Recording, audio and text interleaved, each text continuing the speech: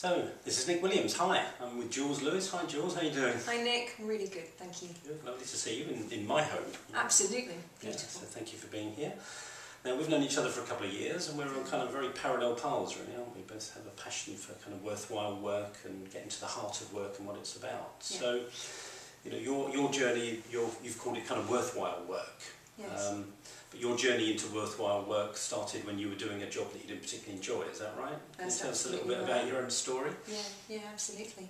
I guess it was a typical kind of management consultant situation whereby I'd been working with the large telecoms companies, multinationals, corporates, going in, troubleshooting, project management.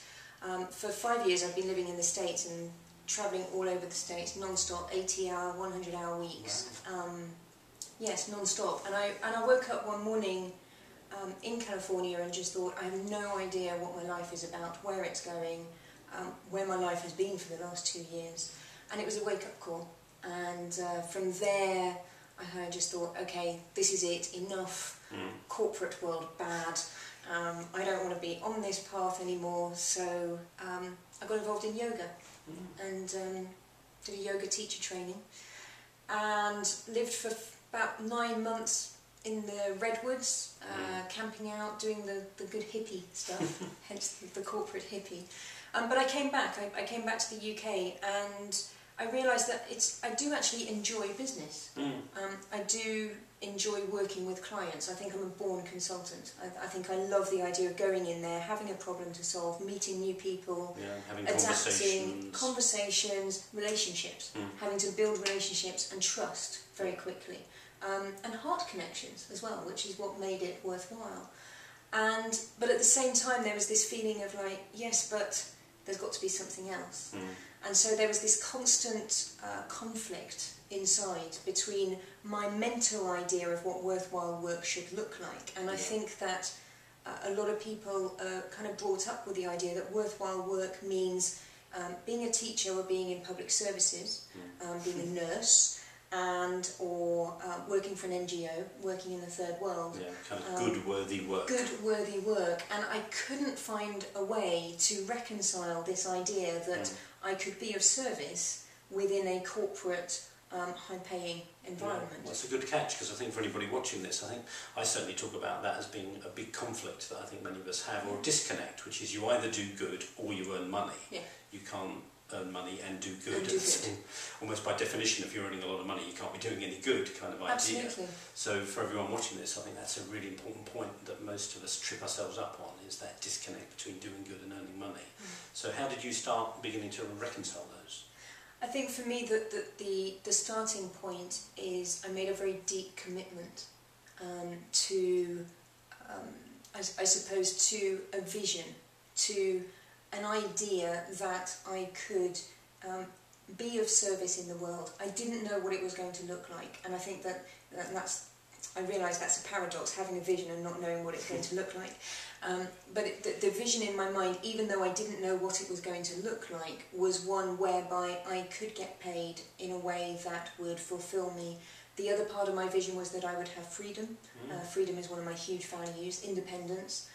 The ability to work for myself, serve and be able to travel, be able to take sabbaticals and go to India, all these things that were very important to me. And that's what it's almost like I set a stake in the ground and made a commitment to that vision, and accepting the fact that I didn't know how I was going to get there at the time. No, but I think that's really important, because I was having a conversation with somebody the other night and I just saw this pattern which I see over and over again, and which I fell foul to, and I'm sure you have, which is, you know, as soon as you start having a vision of things being different, the distance between where you are and where you would love to be seems so big, you almost abandon the vision straight away, and you go, but I can't see how I'm ever going to get from where I am to where I want to be. So how did you kind of keep to the here and now in a way, because it's so easy to say in the future, how do you start from right where you are? And I think that's the key point, because you have to start where you are. And that's kind of like, I suppose, lesson number one. And I've got a teacher from India, and I read one of her quotes, and it still touches my heart every time I read it, which is, she says, no work is meaningless It's the amount of love and of heart you pour into your work that makes it meaningful. So for me, the starting point was, how can I actually show up in what I'm doing as me, with my heart? What if I actually dropped the judgment about what I'm doing and opened my heart to enjoying the bits of it that I do enjoy, which I did. And I think that's a key thing. When you're good at something, when you have natural skills at something, the more opportunity you have to express them, the happier you're going to be. And it's kind of like, sounds obvious, but I was in an environment actually where my natural skill set was being utilised and was in a way making a difference. It might have not been making a difference in the way I thought it should make a difference, but it was. And once I was able to see that and go, okay, well, I'm actually good at that, and it's making a difference and people are recognising it, so I can feel good about myself. I can actually feel good about what I'm doing. Great. And the point that just came to my mind, and I don't know if you kind of look at it this way, but I see it almost as at least a two-stage process. Number one is to bring more love to whatever you're doing right now. So whether you're serving in the shop, serving in the supermarket, whatever job you're doing, bring some more love, bring some more heart to it. And secondly, even if that's not a right fit, figure out what is the right fit for you. Because, you know, I could say, right, I used to sell computers to Japanese banks, so I could have done that with more love, but there was a time when actually it just wasn't me.